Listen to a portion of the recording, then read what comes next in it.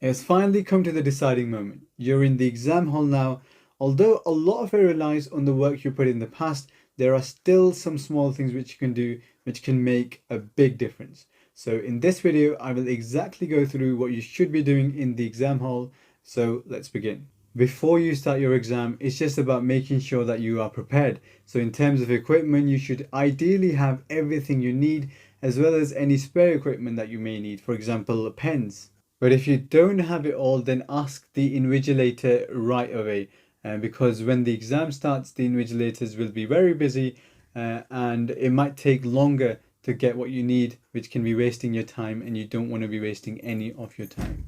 Also, as I mentioned in my previous video, having a water bottle with you is a very good idea, but it should be leak free. So any bottles with a straw are usually fine. So I would recommend these. Now, hopefully you would have gone to the toilet before walking into the exam, but if you haven't and you need to go, now is the time to go because you don't want anything affecting your exam later on. Now, this may be a very small thing for some of you, or it may not even happen at all, but make sure that your table isn't wobbly.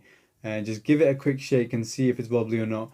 And because it can be really distracting and annoying in the exam when you're writing and the table just wobbles around. So if it does, then just ask an invigilator and they will sort it out for you, hopefully. Now, while you're waiting for the exam, you can be thinking about the plan for the exam and how you're going to encounter the exam, or you can start to organize your things. So what I would be doing is I would be putting the things that I will need closer to my exam booklet and closer to me, and the things I may not need further back. Also, just to make sure, check your pockets again so you haven't brought your notes or your phone or anything by accident, which can cause a problem later on.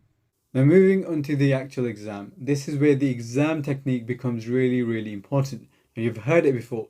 If you can't do a question, just skip it, move on, and come back to it later when you have time. And because if you're spending too long on one question, then not only will you start to panic, but you'll also be losing time on the easier questions which will come later on that you may be able to do. Also, just remember that if you can't do the initial part of the question, it does not mean that you can't do any other part of the question. For example, in this case, if you're not able to do part A, then you can still do part B because it's a complete different question, and it's not really relevant. You don't need the answer from part A to be able to do part B. And this applies to every single subject. And even if you can get 1 mark from a question, it is better than none.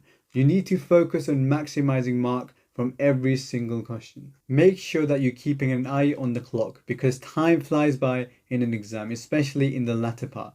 You should have enough time to spend with each question. Also, reread the question. Sometimes you just read a question quickly and you jump straight into doing the question. You may have read it wrong and that can completely change your answer.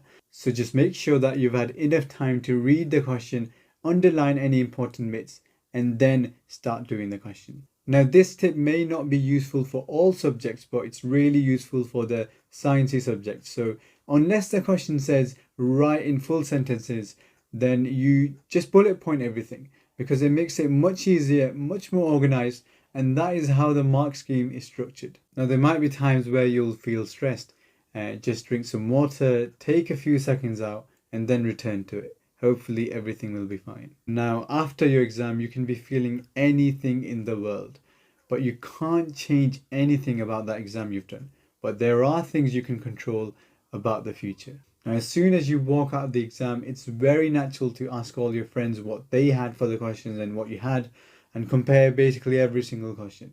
But try to keep this to a minimum because there will be questions where you will have different answers.